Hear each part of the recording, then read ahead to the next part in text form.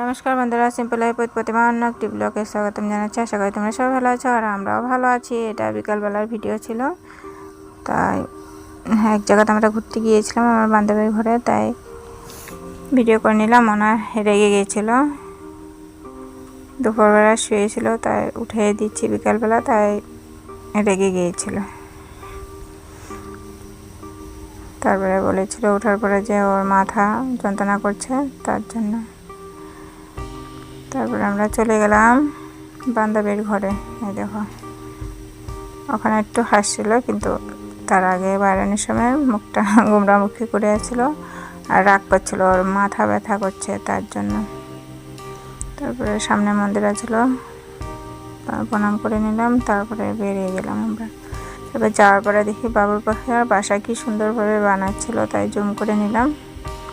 দেখো বাসাগুলি কি সুন্দরভাবে বানায় না, দারুণ সুন্দর দেখতে, সুপারি গাছের মধ্যে। তারপরে দেখো আমার বান্ধবী কি কি দিয়েছে, খুদিমারা শাক, পাটের শাক, মকাই আর ভাত কেরালা দিয়ে পাঠাইছিল।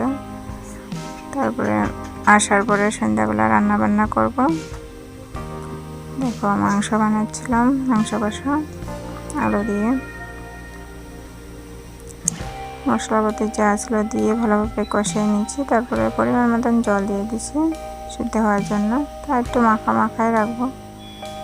মাংস কষানো মাংসের ঝোলে বানিয়েছিলাম। দেখো রান্না কমপ্লিট, গরম মশলা দিয়ে নামাই নেব।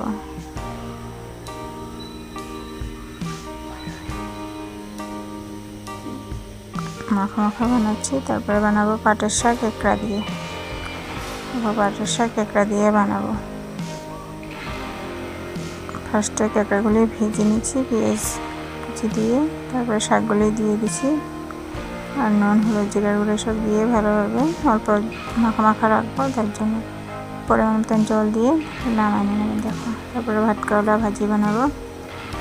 ভাত করলাকে কাঁকরোলা বলে, আমাদের এখানে ভাত করলাই বলে, তাই ভাত করলা ভাজি বানাচ্ছি। রান্না বান্না কমপ্লিট হয়ে গেছে, আর আজকে দুপুরের খাওয়া দাওয়া করবো সাদা ভাত, ভাত করলা ভাজা আর শাক দিয়ে কেঁকড়া দিয়ে, পাটের শাক দিয়ে কেঁকড়া দিয়ে। এই আসলে দুপুরের মেনু। ভিডিওটা ভালো লাগলে লাইক কমেন্ট আর শেয়ার করে দিও। পরবর্তী ভিডিওতে দেখা হবে অন্য একটি ব্লগের সাথে। আজকের জন্য